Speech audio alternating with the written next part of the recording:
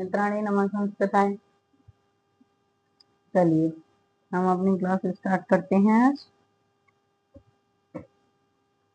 कल हमने क्या पढ़ा था? हिंदी व्याकरण कक्षा 9वीं के लिए रस, यानी कि वैसे रस सभी क्लासेस में 9th से लेकर के 12th तक कंपलसरी है, लेकिन किसी जो 9th क्लास है उसमें थोड़े 2 रस हैं, फिर 2 10th में है, 11th 12th में सारे रस हैं। और अभी हम पढ़ा रहे हैं हिंदी व्याकरण कक्षा 9वीं, यानी कि 9वीं का जो सिलेबस है उसी के अनुसार पढ़ा रहे हैं। तो जो 9वीं कक्षा में कल हमने रस पढ़े थे। क्या पढ़े थे हमने कल? रस। तो हमने देखा कि बहुत सारे आचार्यों के अनुसार, यानी कि कुछ 9 मानते हैं, कुछ 10 मानते हैं, लेकिन फिर भी और भी हमने देखे उसके अनुसार क्या मानते हैं लोग, यानी कि बहुत सारे आचार्य फिर भी क्या मानते हैं उसको, यानी कि 11 रसों को कितना मान लिया उन्होंने? 11। बहुत सारे आचार्यों ने, यानी कि कुछ आचार्यों ने और मिला दिए। अब जो न्यू आचार्य उन्होंने क्या मान लिया है? 11। कितने मान लिए रस? 11। तो कल हमने रस लिखे थे, यानी कि रस और उनके क्या लिखे थे? स्थायी भाव। तो कल हमने कितने लिखे थे? यानी कि कल हमने लिखे थे 10। कितने रस लिखे थे कल हमने? 10। तो अब ये हो गए कितने? 11। तो अब और कौन सा एक मतलब रस एक्स्ट्रा इसमें है? तो जो है, देखिए कल हमने पढ़े थे एक हमारा हास्य रस और होता है, तो वो हास्य रस कल हमसे रह गया था, तो वही एक हास्य रस और हो गया इसमें सम्मिलित। क्या हो गया? हास्य रस। तो देखिए, यानी कि कल जो हमने पढ़ाया था उसी को हम आज दोबारा से रिवीजन करते हैं। क्या पढ़ाए थे हमने? स्थायी भाव, यानी कि रस कितने हो गए हमारे? 11। और उनके स्थायी भाव कितने हो गए? 11। तो स्थायी भाव होते क्या हैं? कल हमने आपको बताया था कि स्थायी भाव जो होते हैं वो हमेशा, यानी कि लंबे समय तक हमारे शरीर में रहते हैं, तो उन्हीं को हम कहते हैं स्थायी भाव। और यानी कि वो कैसे रहते हैं? सोए हुए रहते हैं, और जब उनको यानी कि जरूरत पड़ती है तभी वो अपने आप ही अंदर उत्पन्न हो जाते हैं, तो उसी को हम कहते हैं स्थायी भाव। तो चलिए अब दोबारा से हम देख लेते हैं रस कौन कौन से हैं हमारे, यानी कि स्थायी भाव,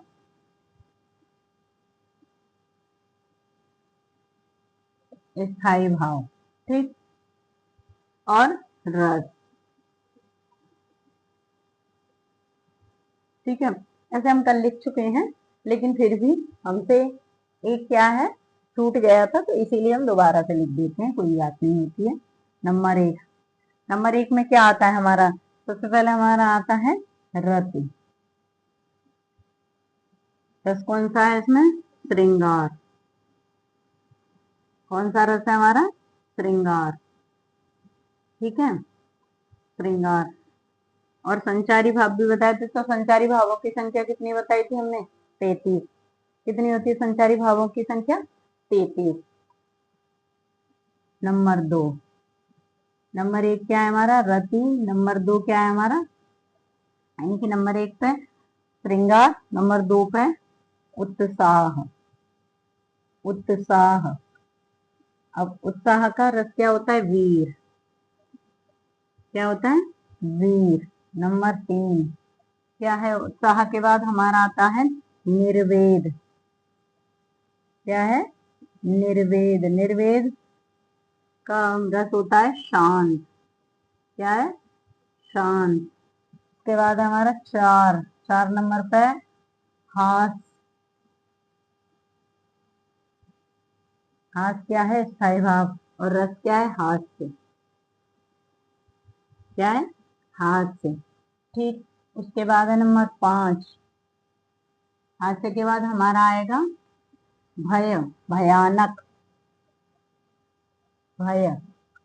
भय का भयानक। ठीक है, भयानक। भय का क्या है हमारा? भयानक। उसके बाद है शोक। 6 नंबर पे हमारा शोक। अब शोक का रस क्या है? करुण। शोक का रस क्या है हमारा? करुण। ठीक है, ऐसे ही उसके बाद स्थायी भाव और रस। अभी हमारे और रह गए हैं ना, यहाँ कितने हो गए हमारे, 6 हो गए। अब 6 के बाद आगे हम लिखेंगे, 6 के बाद है हमारा आश्चर्य। क्या है 7 नंबर पे, आश्चर्य। आश्चर्य, आश्चर्य का हो गया अद्भुत रस, अद्भुत, ठीक, अद्भुत रस। अब नंबर 8, नंबर 8 पे हमारा है क्रोध।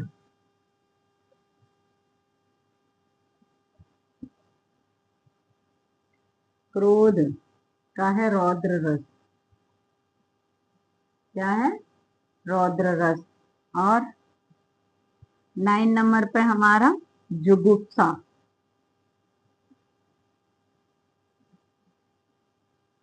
जुगुप्सा या ग्लानि भी बोलते हैं इसको, विभत्स, ठीक है, विभत्स। आगे समझ में। अब नंबर 10, 10 पे क्या क्या मान लिया है देखिए। 10 में एक तो होता है हमारा क्या है, देव विषयक रति, यानी कि देवताओं में देव विषयक, यानी कि देवताओं में प्रेम रति। तो अब जब देवताओं से प्रेम करेंगे तो क्या होगा, भक्ति।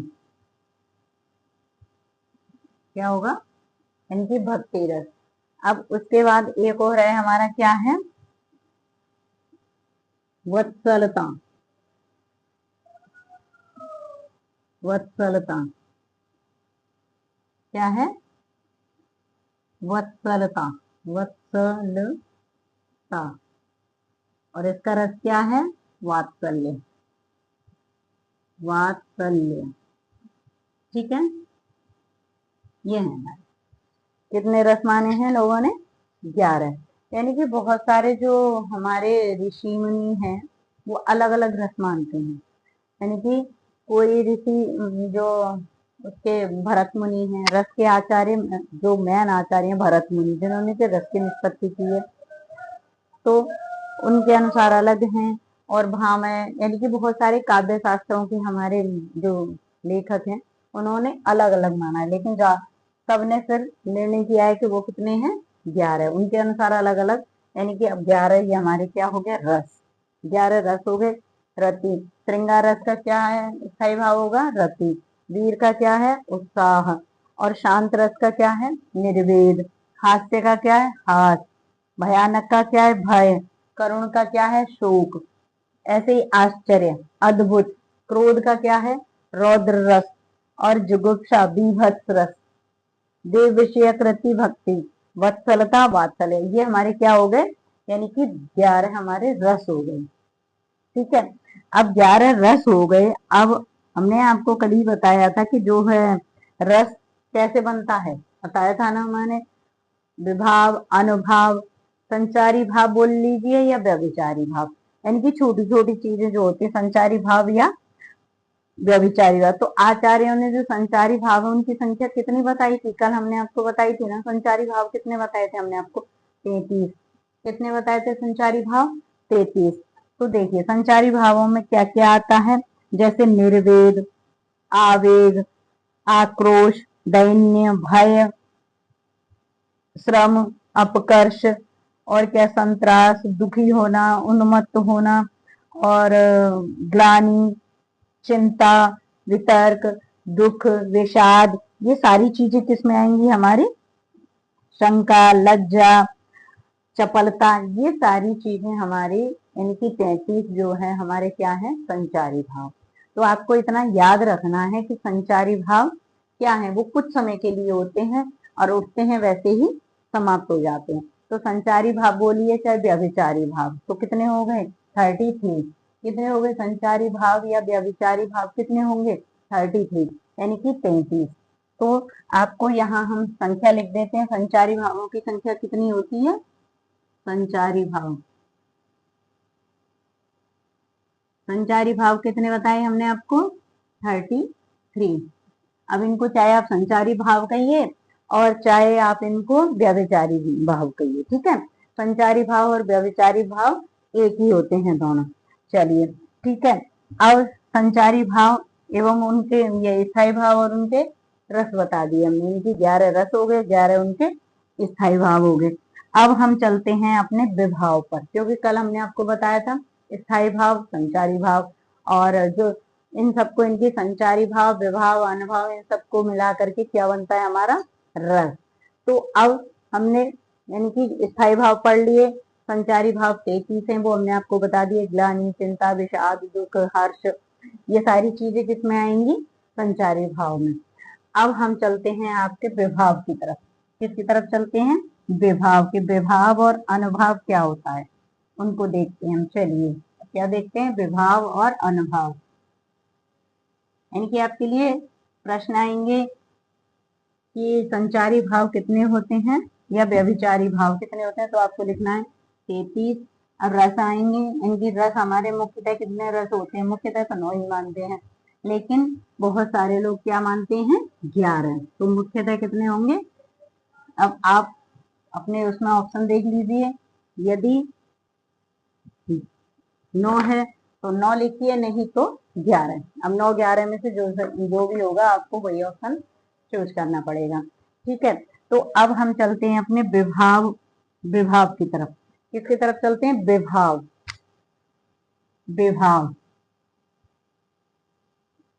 विभाव भी हमारा किसको पुष्ट करता है, यानी कि विभाव और अनुभाव सब मिलकर के स्थायी भाव को ही पुष्ट करते हैं। तो देखिए, अब विभाव किसको कहते हैं, विभाव स्थायी भावों को जागृत और उद्दीप्त करने वाले कारणों को विभाव कहते हैं। यानी कि विभाव होता क्या है, जो स्थायी भाव है उनको हमारे अंदर जागृत करना, मतलब उठाना, उनको सोए रहते हैं। क्योंकि हमने आपको बताया कि जो स्थायी भाव है वो आपकी इनकी सुप्त अवस्था में पड़े रहते हैं, और जैसे ही उनकी जरूरत पड़ती है, जैसे कहीं खुशी हो रही है तो खुशी रूपी जो हमारे अंदर भाव है उन्हीं को वो ये विभाव क्या करते हैं, स्थायी भाव के लिए जागृत करते हैं। तो उसी को हम कहेंगे विभाव। आगे समझ में, यानी कि क्या करते हैं, हृदय में भावों को जागृत करते हैं। क्या करते हैं, यानी कि हृदय में भावों को उद्दीप्त करते हैं, स्थायी भावों को। यानी कि हृदय में स्थायी भावों को, स्थायी भाव को क्या करते हैं, ये जागृत करते हैं। जागृत, ठीक है, जागृत करते हैं। इसी को हम क्या कहेंगे, विभाव। जागृत करते हैं उनको क्या कहेंगे हम, विभाव। अब देखिए विभाव के भेद, अभी हमने क्या पढ़ा, विभाव, ठीक है। अब विभाव के कितने भेद हो गए, 2। विभाव के भेद कितने हो गए, 2 विभाव। अब विभाव के 2 भेद हो गए, ठीक है। कितने भेद हो गए विभाव के, 2 भेद। कौन कौन से हो गए, आलम्बन विभाव और उद्दीपन। कौन कौन से हो गए, आलम्बन,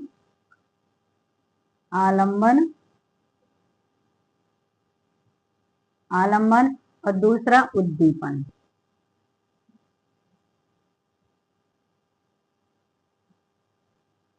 ठीक है, आलम्बन और उद्दीपन, इसके 2 वो हो गए, इनके 2 विभाग हो गए इसके, आलम्बन विभाग और उद्दीपन विभाग। अब जो आलम्बन विभाग है वो क्या है, अब देखिए इसके 2 भेद हो गए, विभाग के 2 भेद हो गए, विभाग के भेद, विभाग के भेद। तो विभाग के कितने भेद हो गए, 2। कौन कौन से, आलम्बन और उद्दीपन। अब आलम्बन का मतलब क्या है, देखिए जागृत होता है उस भाव को। देखिए क्या बताया, आलम्बन, आलम्बन का वैसे अर्थ क्या होता है, सहारा लेना। क्या होता है आलम्बन का अर्थ, सहारा लेना, किसी पर निर्भर करना। तो वही है कि जिस व्यक्ति अथवा वस्तु के कारण, किसी भी व्यक्ति या वस्तु के कारण जो भाव उत्पन्न होता है, क्या होता है, जो भाव उत्पन्न होता है, यानी कि व्यक्ति में कोई स्थायी भाव होता है समझ में। यानी कि जिस व्यक्ति या वस्तु के द्वारा कोई भाव उस व्यक्ति के अंदर उत्पन्न होता है या जागृत होता है, उसी को हम क्या कहेंगे, आलम्बन। यानी कि किसी व्यक्ति या वस्तु के कारण ना, जैसे अब कोई कहीं कोई हमें मान लो कहीं गाने हो रहे हैं, तो कोई आकर के हमसे कहेगा कि चलो वहां पे क्या हो रहा है, गाने हो रहे हैं, तो हमारे अंदर एकदम उत्साह उत्पन्न हो जाता है कि चलो हम वहाँ गाने गाने जा रहे हैं, तो वहां पे गाने होंगे। तो उसी को क्या कहते हैं कि उस व्यक्ति के कारण जो हमारे अंदर, हमारे शरीर के अंदर भाव उत्पन्न है, तो सहारा उसने दिया ना, उसने हमसे कहा, इसीलिए वो जागृत हो जाते हैं, क्या, स्थायी भाव। तो उसी को हम क्या कहेंगे, आलम्बन विभाव।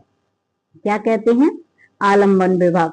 जैसे किसी व्यक्ति के मन में सांप को देखकर भय होता है, क्या हो गया, इनके जैसे किसी व्यक्ति को के मन में सांप आ गया, मान लो कहीं हम गए और मन में उसने देखो वहां पे सांप नहीं मिल गया, तो सांप को देख करके क्या होगा, भय। तो सांप के कारण जो हमारे अंदर भय उत्पन्न हो रहा है, भय उद्दीप्त हो रहा है, वही क्या है, आलम्बन विभाव। समझ में आ गया होगा आपको, यानी कि उस व्यक्ति के मन में उत्पन्न भय नामक स्थायी भाव का आलम्बन किया हुआ विभाव होगा। सांप, यानी कि भय किससे हुआ था, हमें सांप के कारण हुआ ना, तो जो सांप है वही क्या है, आलम्बन।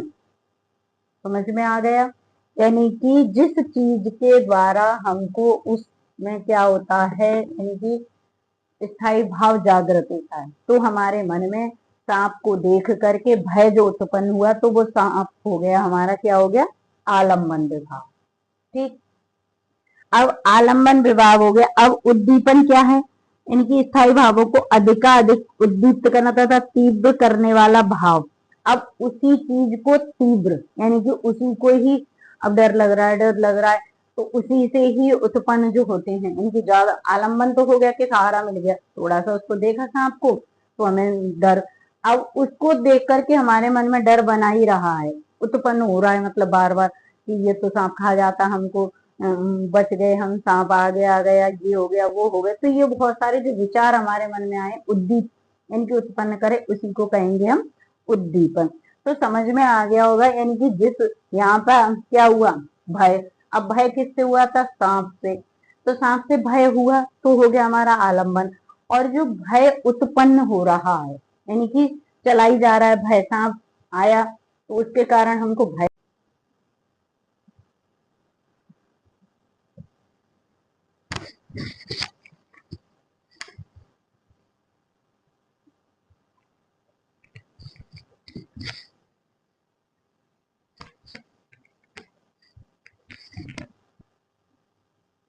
देखिए मित्रों, ये हमने क्या देखे, अनुभव, क्या देख लिए, अनुभव। अनुभव के कितने भेद हैं हमारे, चार। कितने भेद हैं अनुभव के, चार। कायिक अनुभव, क्या, कायिक अनुभव, यानी कि कायिक अनुभव किसको कहते हैं हम, किसको कहते हैं कायिक अनुभव, कृत्रिम चेष्टा, यानी कि जो दिखावटी इच्छा होती है, दौड़ना, आंखें फड़काना, सो जाना, ये सब क्या है हमारा, कृत्रिम चेष्टा के अंतर्गत आएगा। उसके बाद है मानसिक अनुभव, यानी कि मन से, हर्ष, खुशी होना, रोना, विषाद, दुख, ये सारी चीजें क्या है हमारी, मान की, यानी कि मानसिक, मानसिक मन से। फिर आहार्य अनुभव, मन के भाव, यानी कि कृत्रिम वेशभूषा, यानी कि दिखावटी जो हमारी वेशभूषा होती है, यानी कि मन के अनुसार, जैसे हमें जैसे भी कपड़े पहने हैं, यानी कि कोई कटे कपड़े पहन लेता है, कोई फटे कपड़े पहन लेता है, कोई ऊंचे पहन लेता है, कोई नीचे पहन लेता है, तो ये सब क्या है, कृत्रिम वेशभूषा। या फिर जैसे जोकर होता है, तो जोकर के कपड़े, किसी को जोकर के कपड़े अच्छे लग रहे हैं, किसी को भिखारी के कपड़े अच्छे लग रहे हैं, तो ये सब क्या है, कृत्रिम वेशभूषा। और दूसरा है सात्विक अनुभव। सात्विक अनुभव होता है हृदय में उत्पन्न रस, यानी कि जो सात्विक अनुभव हमारा होता है वो क्या है, लॉन्ग टाइम तक, यानी कि वो स्थायी भाव को जागृत करता है, स्थायी भाव को उत्पन्न करता है, तो उसी को हम क्या कहते हैं, सात्विक अनुभव, जो कि स्थायी भाव में परिणत होता है, यानी कि स्थायी भाव की तरह से स्थायी भाव को वो, यानी कि जैसे स्थायी भाव हमेशा रहता है, ऐसे ही जो सात्विक अनुभव है वो हमारा क्या करता है, हमेशा के लिए, यानी कि लॉन्ग टाइम के लिए, लंबे समय के लिए मनुष्य में स्थायी भाव को उद्दीप्त करता है, जो स्वतः ही उत्पन्न होती है। स्थायी भाव मतलब हमेशा तक रहने के लिए उत्पन्न करता है सात्विक भाव। जो सात्विक यानी कि अंतःकरण से, मन के अंदर से उत्पन्न जो भाव होते हैं उसको कहते हैं सात्विक अनुभव। अब जो सात्विक अनुभव थे उसके कितने भेद हैं, आठ। कितने भेद हैं, आठ। आठ वेदों में देखिए कौन कौन सा है, स्तंभ, स्वेद, रोमांच, स्वरभंग, ठीक है, और कंप, विवरणता, अंश रूप और प्रलय, ये सब क्या है? सात्विक अनुभाव के भेद। क्या है ये? सात्विक अनुभाव के भेद। तो जो सात्विक अनुभाव के भेद है वो सब हमें इतनी आवश्यकता है नहीं 9th क्लास के लिए, इतना ज्यादा सिलेबस नहीं है 9th क्लास में, यानी कि हमें केवल सामान्य परिचय ही चाहिए रसों का। ठीक है, तो हमारा ये सामान्य परिचय हो चुका है। कल के भी वीडियो में हमने आपको समझाया था। तो सबसे पहले आपको रस समझना है। रस की परिभाषा हमने आपको, यानी कि वाक्यम रसात्मकम काव्यम, ये विश्वनाथ के अनुसार है। और जो वो हैं भरत मुनि, उनके अनुसार, इनकी रस के जो मुनि है वो है भरत मुनि, उनके अनुसार विभाव अनुभाव संयोगाद रस निष्पत्ति, विभाव अनुभाव के संयोग से और संचारी भाव के संयोग से क्या होती है? रस की निष्पत्ति होती है। तो रस के लिए हमें 4 चीजें चाहिए। क्या क्या? सबसे पहले स्थायी भाव आना चाहिए उसमें, फिर स्थायी भाव के अंतर्गत विभाव, विभाव विभाव में 2 चीज आएंगी, आलंबन उद्दीपन और अनुभाव। अनुभाव के 4 भेद, कायिक अनुभाव, मानसिक अनुभाव, आहार अनुभाव, सात्विक अनुभाव और फिर संचारी भाव। संचारी भाव हमने आपको बता दी, संचारी भाव कितने होते हैं? 33 होते हैं। सात्विक अनुभाव कितने होते हैं? 8 होते हैं। तो ये सारी चीजें इसी प्रकार से आपको अच्छे से याद करनी है, अच्छे से समझना है इनको। कोई भी चीज अगर आपको समझ में नहीं आ रही है तो आप कमेंट बॉक्स में लिख सकते हैं, और कमेंट बॉक्स में लिख सकते हैं कि हमें ये चीज समझ में नहीं आ रही, तो इसको हम दोबारा से अच्छी तरह से समझाने का प्रयास करेंगे। और हमारे इसी तरह के वीडियोस प्राप्त करने के लिए आप हमारे चैनल को सब्सक्राइब करें, लाइक एंड शेयर करें। इसी प्रकार देखते रहिए, खुश रहिए, मस्त रहिए। धन्यवाद।